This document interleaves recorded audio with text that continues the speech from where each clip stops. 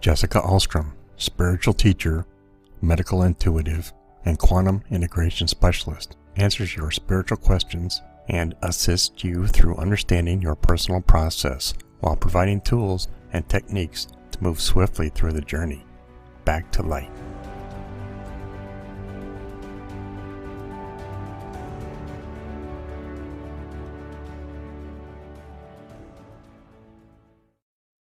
Hello, everyone, and welcome to the Transcendence Podcast. I am your host, Jessica Alstrom, and today I felt very inspired to do our third podcast in our iTunes series called Death of the Ego. If any of you guys are following my Second Sunday's channelings, I pick a different topic from collective consciousness and then go down or go into the realms of non-physical to basically correspond with lots of different beings' perspectives in the galaxy. People ask me who I channel, and that's a great question because when I first started all this, I had no idea. I didn't really care names or job titles or archangels. They all felt like family to me. And of course, my ego wanted to know, reference points and wanted to see, their resumes before I let the information flow through me. But what I did know is I read a book very early on, and it was channeled by Oren, and it taught me how to trust which information I was getting and how to do that. And so I advise anybody that hasn't read that book, open the channel, who's interested in doing that. That is a phenomenal book.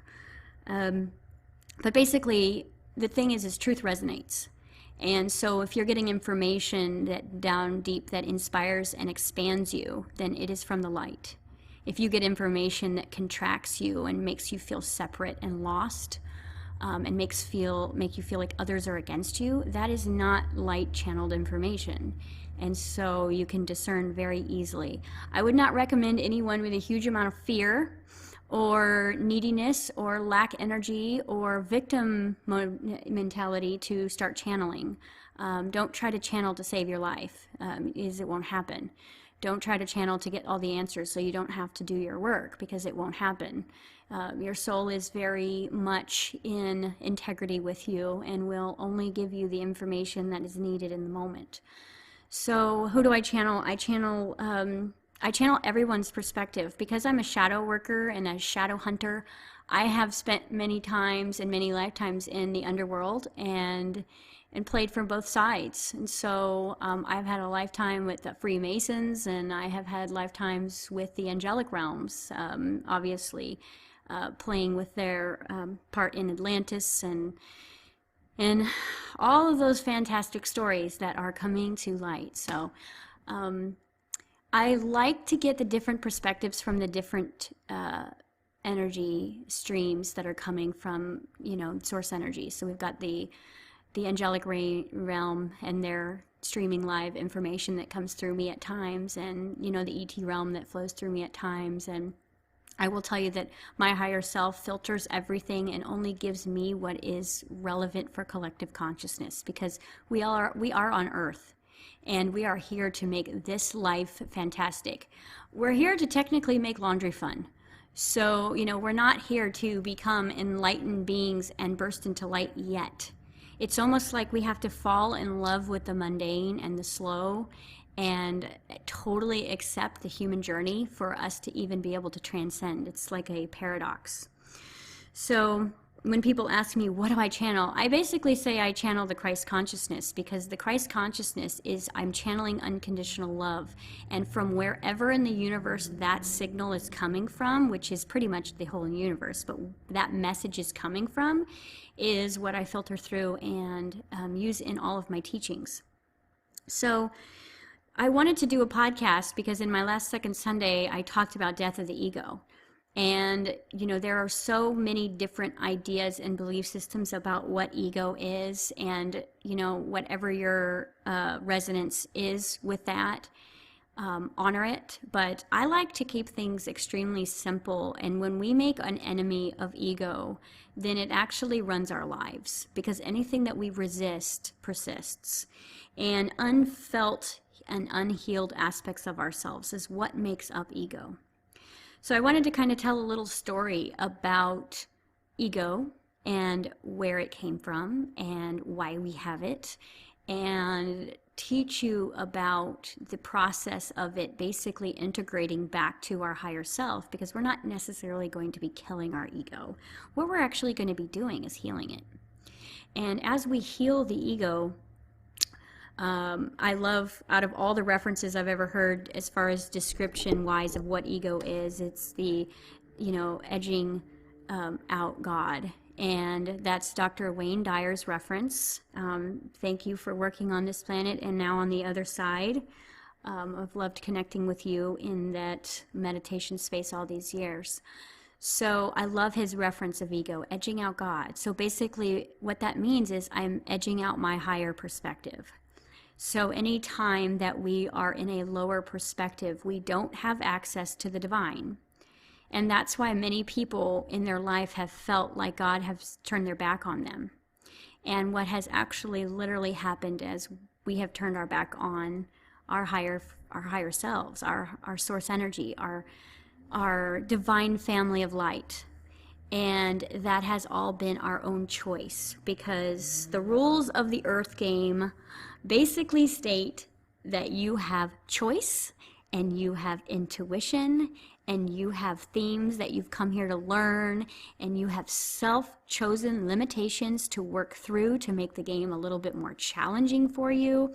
You have soul contracts to support you on your way, and you have guidance. So in the mainframe of the game, the purpose of the ego is to basically help you survive. And when we look at it as something that's literally helped us survive from a arbitrary perspective, then we can start maybe looking at it as a lost child. And I will tell you that my definition of ego is our wounded inner child. Think about your ego, how it acts sometimes. Think about the things that trigger it. Think about the it's not fair and the jealousy and the separation and all of those things. It's very childlike. It's very, I feel separate, I feel alone. So basically what happened was, when you came down in this incarnation to have this particular experience, you chose with you all of those things that you were going to use to play your game here. And one of those things was a theme. And the theme is something that you've come to kind of play out and experience while you're here. And it took me a while to figure out what my theme was, but it's usually a grand idea. And the way that you spot your theme or recognize your theme is that you realize what you're still seeking and what you're still wanting. So a lot of us come here to learn self-love, because you have to realize when we're connected to source energy, we absolutely love ourselves and every other, being in the universe, including the oneness that we all are. But when you come to this planet, you immediately go into that perspective of, I am in the illusion of being separate. So when you feel separate, you can have a very unique perspective and learn something from a non-remembering point of view, where before you were all one and it was all love, and now you are completely separate and what feels like alone. So we get to choose different themes to basically play out during our lifetimes, and I will tell you that those themes are what the limitations are all about. So if we chose a theme and then we chose self-governed limitations that we wanted to experience to make the game more challenging, then that might look like this. I've come to the planet to experience the idea of loving myself. So in order to come from a non-physical, all love and light community down into a dense third-dimensional place and be put into a family unit, then the frequency of the family unit needs to have the absence of what I'm seeking. So my family unit must be broadcasting a lack of self-love in order for me to learn what the opposite of that feels like. Now, I hope that made sense. So you come from complete love and light, And in order to get your theme played out correctly, you've got to dive down into the opposite. It's almost like if you wanted to experience coming here and eating food, then you would also need the experience of being hungry to drive the desire to the outcome. So you are born into a family that does not teach or embody self-love. Yeah, it's going to suck. So, but from a soul's perspective, that is on the other side of the veil, that is basically acting as you being the avatar. It is moving through that experience of learning basically what it's like to not love itself. And everything that it is learning is going against the natural essence of a soul. So every time you learn through belief, observation, and experience not to love yourself, it goes in complete resistance of higher self, and it feels horrible. But in order to survive, that is when ego is born. Because ego will take all of that knowing and that feeling of feeling like it's not understood and it can't be authentic, and how come no one in this family is loving, and it will put it into a compartment of what's called the subconscious, and it will disassociate from it. And now the ego is the governor of your subconscious mind. It is keeping all of the disassociation that you have with yourself into a very unique mindset. And as you disassociate, what that could look like is, I've come here for self-love, so I am full of love the second I get here, and then I am taught the opposite. And that's going to be a complete contradiction of what your soul is in resonance of. And so you will have to deal with that in some way, either survive in your family unit or turn back into light. And a lot of children do decide to just go home because they don't want to deal with that. And, but they understand that their families still need to learn self-love. So they might, develop cancer so that family can come together before they leave. Because again, all death is choice. And so when we go through our family units and we're learning how to survive, which means basically what we're doing is we're learning our family's belief systems. We're learning our family's fears and judgments and ideas and lineage and patterns and genetics and all of these things by being in the energetic frequency of the family dynamic.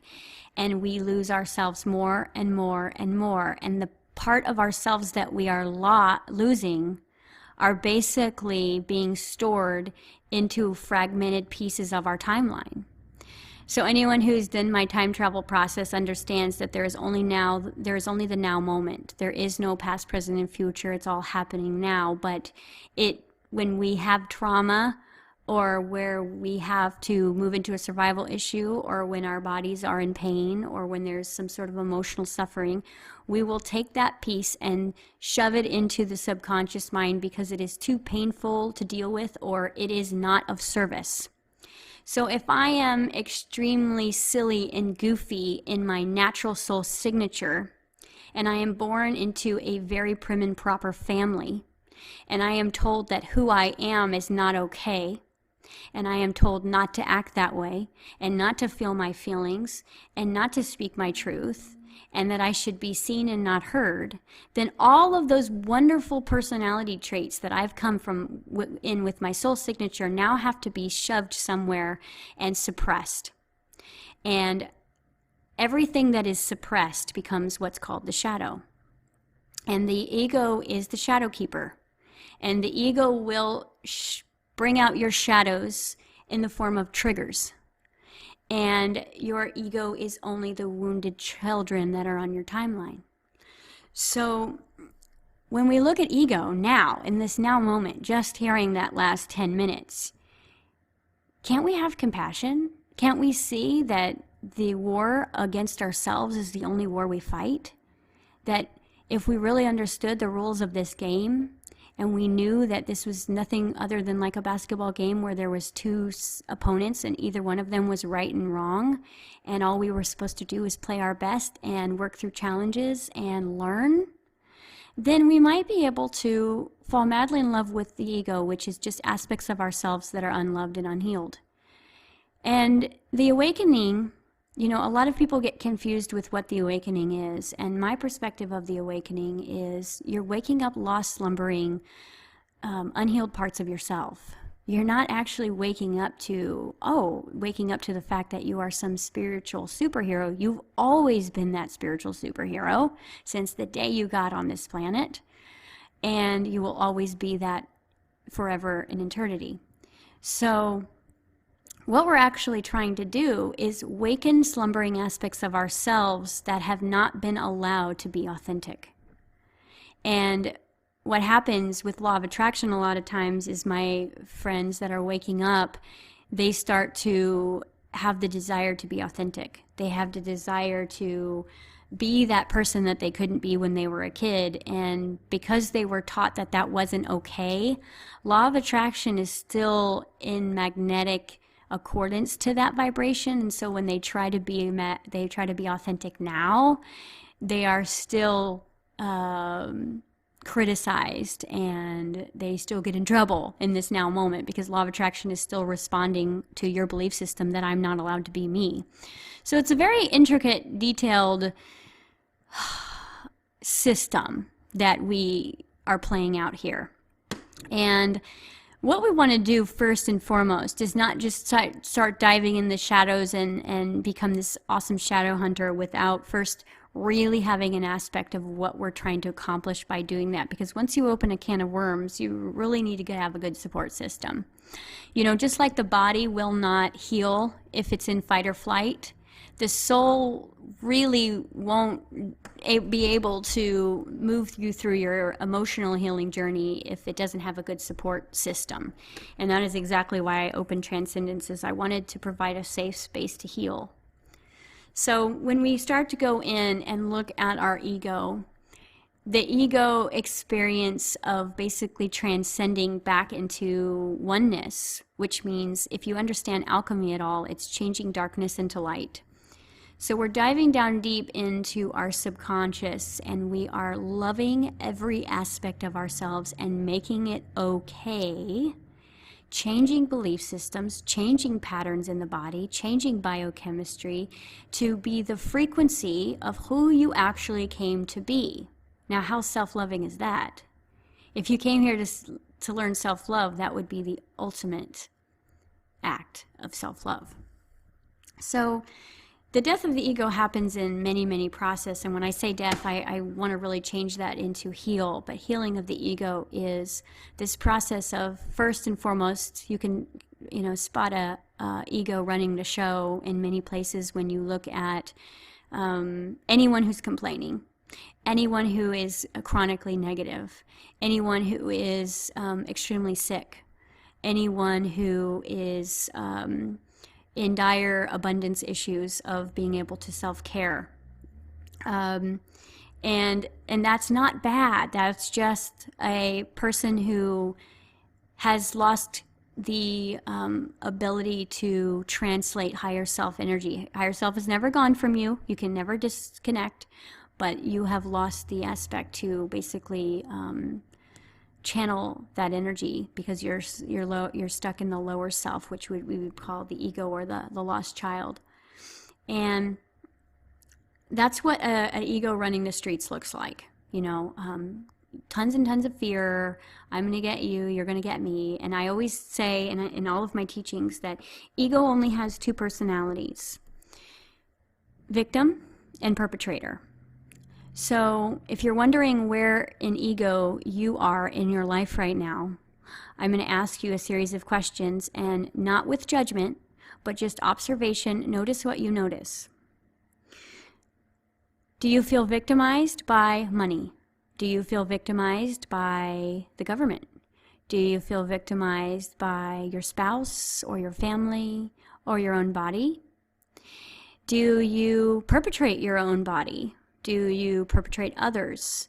Do you where are you perpetrating time, which means you're not using time for your creative aspects, but you're using it to basically complain. Where are you a victim in your family, and where are you a perpetrator in your family? And when we ask ourselves those questions, we can find that no matter how consciously evolved we are, subconsciously, ego has had its little hands in every aspect of life. So as we start to become more responsible, and when I say responsible, I mean the ability to respond without judgment, then we can kind of take stock of where we are in different places in our lives and start to, instead of complain and be jealous and envious and mad at ourselves for unaccomplished, unfulfilled goals and dreams, we can start putting love back into all of those lost dreams and lost hopes and lost versions of ourselves that were abused or neglected or unloved or didn't have certainty or didn't feel valuable or weren't allowed to contribute in their family units.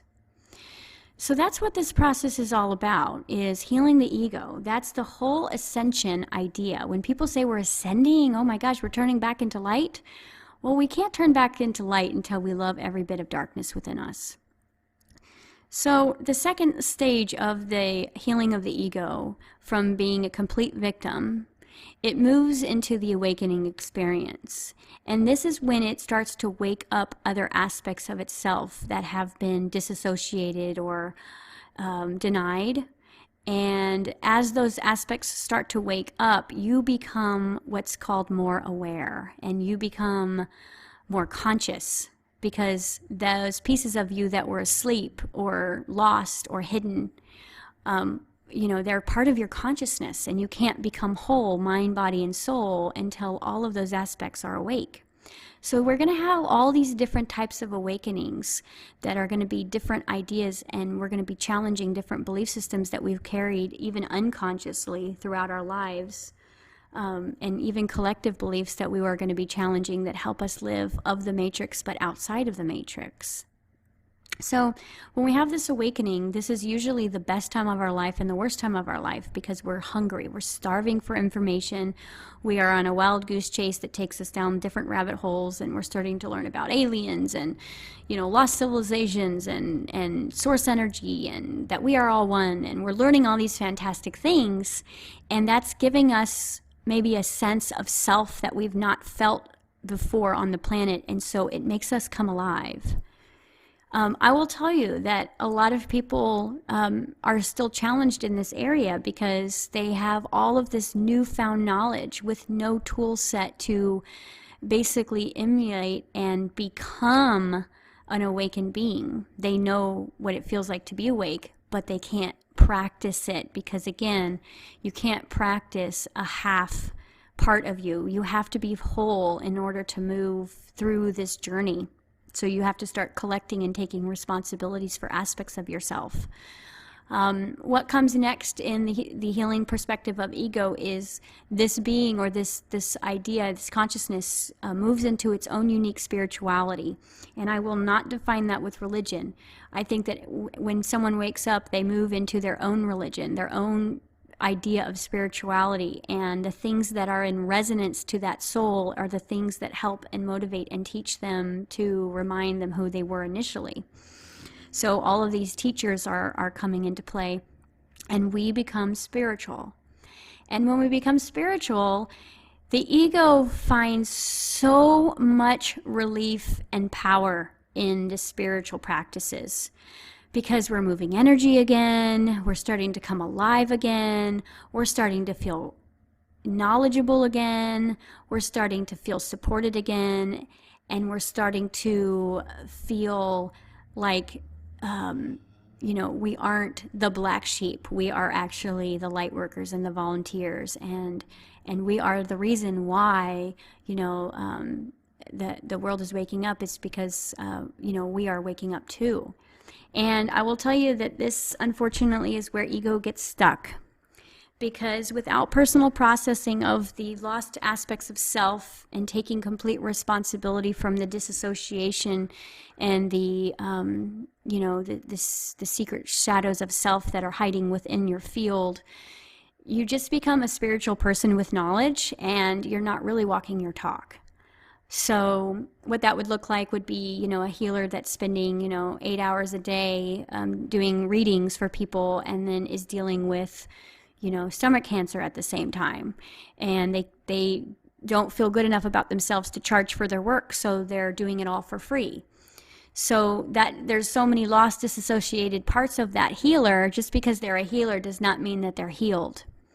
So it's really less about the spiritual gifts in this time for the ego, but more about using the spiritual guidance and the spiritual support system to be strong enough to dive down deep into the shadow and feel safe.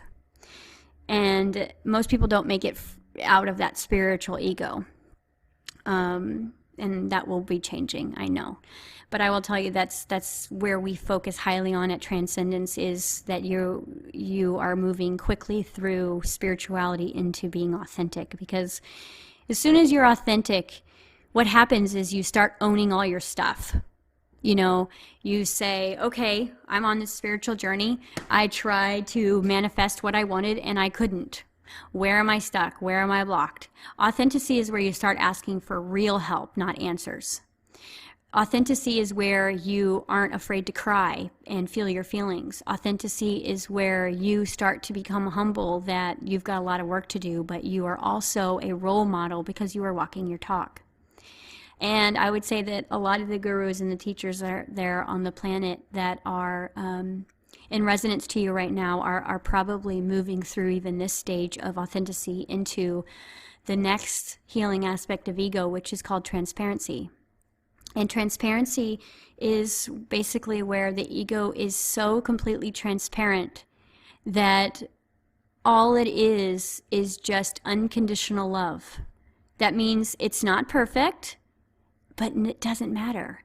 No one is perfect, but it doesn't matter. And I think this is where Buddha got to and did most of his teachings. But the thing is without desire, we could never move into transparency. And desire is the engine of higher self. It is the engine of the universe that keeps us moving to find our theme and to find truth and to find love and to seek healing. So once we moved into transparency, we are basically a walking, talking, living, breathing essence of what love looks like, which means you could just walk into a room and see someone and feel completely at peace by just being in their energy, and they don't have to say a word. So transparency is kind of like what a crystal is. It's holding a very intense frequency, and it will not lower itself to be around you. You have to raise your vibration to be around it. So that's what we're all seeking, because transparency is a light being. A transparency is a six-dimensional teacher. It is a six-dimensional walking human form, and there are several of these transparent teachers all over the planet, and you will feel them when you hear them talk, or when you hear their teachings, or when you're doing their meditations. You will feel that transparency of grace within their words. And this is where we need to be, and we do not get here by not taking action. The ego is a really great talker and not such a wonderful doer, because again, as children, we were kind of taught that our contributions weren't helpful. It's like when you tried to sweep the floor and your mom said you were doing it wrong. She might not realize that, but that is now downloaded into your whole entire frequency, that when you try to help, you're doing it wrong. And it is the simplest, most literal commands of the universe that keep you stuck. All of your money, all of your time, all of your relationships, and all of your health come down to basically what you've been taught to believe about yourself. So I hope that this podcast was helpful in kind of a continuation of the second Sunday that I did for March, because that was a very powerful message that we were able to bring through. And I want to let anyone know that if they are in need of and being ready for that journey of basically going through the process of moving into transparency. That is what we do at Transcendence, and we focus completely on getting you to have the experience of heaven on earth, because you really didn't come here to levitate. You came here to master life and enjoy beauty and create and have absolute freedom and have abundance and heal people and teach people and learn from people. And anything else is, again, another disassociation. So we want to make sure that all of those things are fantastic, but we are also loving every moment of our existence here, instead of constantly feeling homesick or lost or stuck. So again, I hope you join me next week. I will have a little tidbit for you. But if anybody's looking for a teacher or a coach and this information resonates with you, please go to our website. We've got some fantastic light coaches that are basically, we're all shadow hunters here. And we are trained to basically move you from where you are to where you want to be.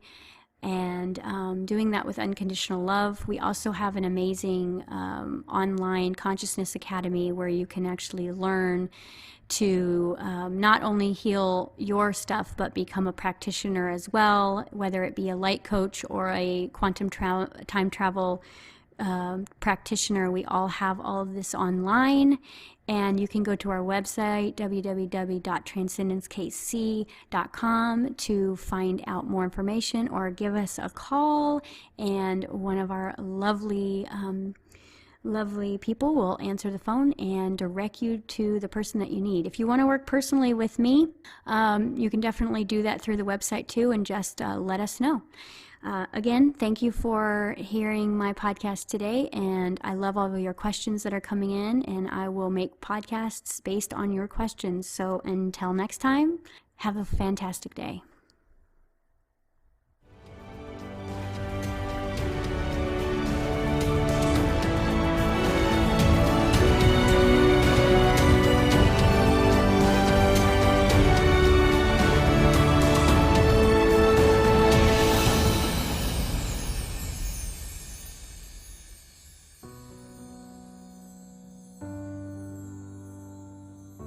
Thank you for joining Jessica on this transcending episode.